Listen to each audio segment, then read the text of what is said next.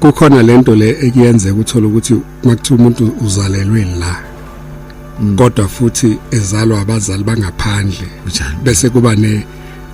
expectation mangayibeka kanjalo ukuthi usezoba wase South Africa cha akayena wase South Africa lomzali ukuze ube wase South Africa kufanele oyedwa abazali abe i-South African citizen omunye usengaba wangaphandle usiyabuthola kubuzwe ngokuthi oyedwa abazali wala eSouth Africa mangabe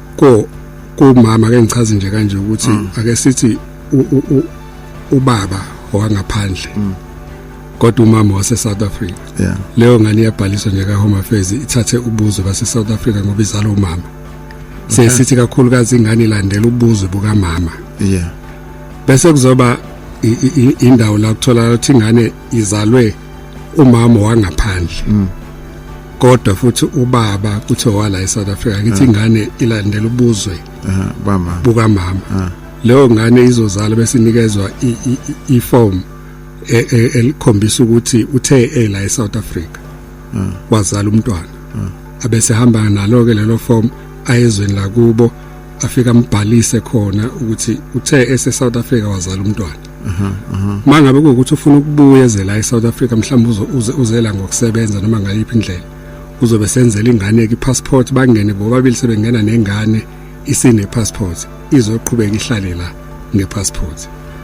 bese kuzoba khona ubaba ke ozothi lengane yami lo baba usezobe esezoyibhalisa ke ingane usezoyibhalisa ngokuthi ufuna ithola ubuzwe base South Africa ngoba yena ubaba wase South Africa ilapho ke la sesithi ke asibe nesiqiniseko sokuthi ingane yakhe ngoba ubaba bayaxoxela ukuthi ingane ezalo DNA sekufanele ke lapha enza iDNA uma ngabe uzalelwe ngaphandle uzalwa umzali wase South Africa usayi South African noma ezalelwe ngaphandle ngoba umzali wakhe iSouth African kuzothi mayesefika la eSouth Africa afika applyele i-birth i-citizenship as a foreign birth uzalelwe ngaphandle i-dual citizenship amazwe amaningi ayisebenzisa leyo nto ukuthi mangabe umuntu emdala efuna uku-applyela i-citizenship abese yakhetha ukuthi uyayilahla yini i-citizenship yakhe liyanayo njengoba sethatha i-citizenship yakwelinye izwe angenza isibonelo nje sabantu abasuka la eSouth Africa bathatha ubuzwe base England bayafika la eSouth Africa office la kwa-citizenship ba-applyele ukuretaina i-citizenship yabo yala eSouth Africa njengoba sebeyothatha i-citizenship yase-England yase-Britain kanjalo mangabe futhi mhlambe owase-Britain usufuna ukuhlala la eSouth Africa